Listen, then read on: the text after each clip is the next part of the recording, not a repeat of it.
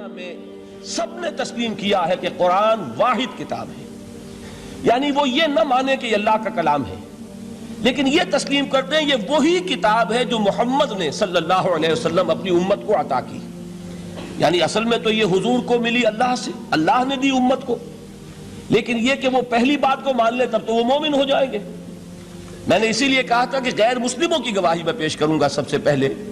اور یہ اس کی فہرست مجھے دینے کی ضرورت نہیں ہے، یہ بات میں پورے اطمینان کے ساتھ کہہ رہا ہوں کہ بے شمار مستشرقین نے اس بات کو تسلیم کیا ہے کہ یہ ماننا پڑتا ہے کہ اس کا ٹیکسٹ جو ہے پریزروڈ ہے، یہ محفوظ ہے، اس کی انٹیگریٹی، آتھینٹسٹی، اس کے بارے میں کسی شک و شبے کی گنجائش نہیں۔ یہاں تک کہ اس کی قراءت میں اگر کہیں کوئی فرق ہے وہ فرق بھی محفوظ رکھا گیا ہے۔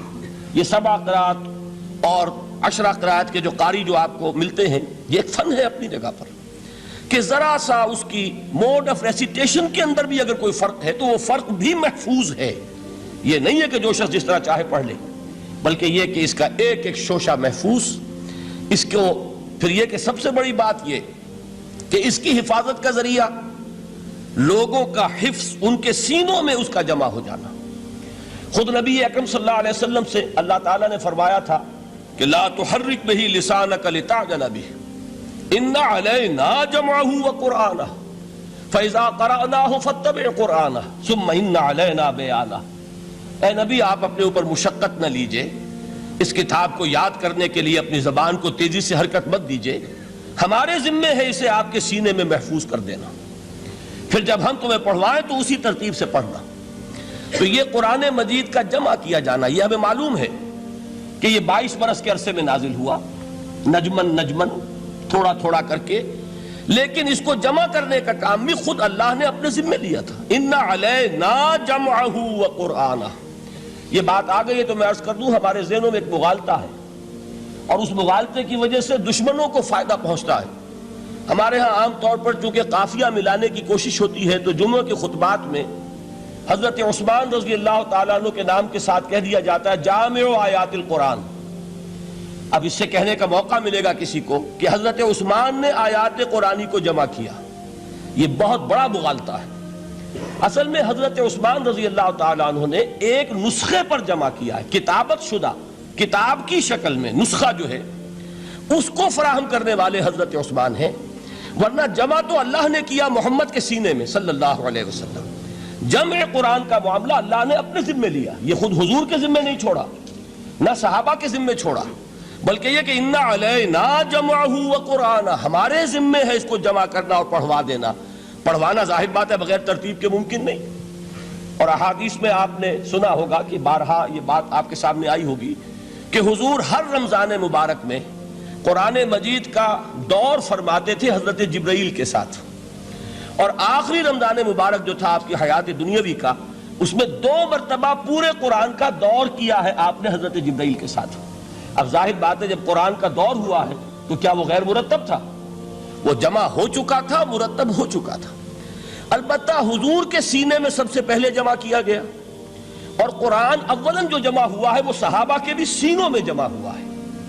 وہ کتابت کی شکل میں ایک کتاب کی صورت میں موجود نہیں تھا حضور کے انتقال کے وقت،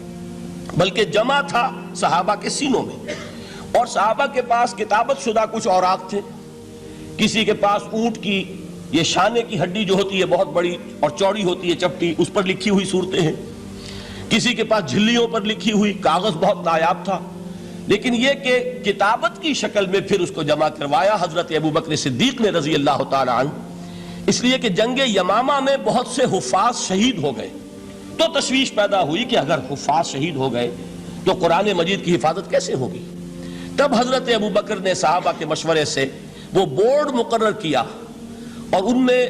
جو حضور کے زمانے میں کتابت وحی کی ذمہ داری ادا فرماتے تھے انہی کو اس میں جمع کیا، اور انہوں نے پھر اس کو کتابی شکل میں جمع کر دیا۔ تو کتابی شکل میں بھی جمع کیا جانا یہ بھی حضرت ابوبکر کے زمانے میں ہو چکا ہے۔ البتہ حضور نے ایک رعایت دی تھی،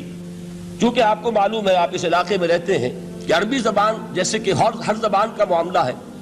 کہ ہر بڑی زبان میں پھر نیچے بولیاں ہوتی ہیں، کولوکیل۔ وہ جو کولوکیل جو بولیاں ہیں ان میں مختلف طریقے سے لوگ پڑھتے تھے،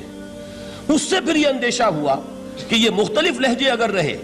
تو اس سے بھی پھر قرآن کے بارے میں اختلاف ہو جائے گا۔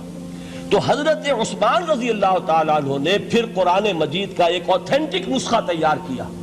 کہ اب صرف یہی نسخہ دنیا میں رہے گا، اور باقی سارے نسخے جو ہے ان کو تلف کر دیا گیا، تاکہ اب وہ لہجے کا کوئی اختلاف جو ہے وہ بھی باقی نہ رہے۔ اور اس کے 4 نسخے تیار کیے گئے، اور وہ نسخے آج بھی دنیا میں موجود ہیں۔ ان میں وہ نسخہ بھی ہے کہ جس پر خود حضرت عثمان رضی اللہ تعالیٰ عنہ کی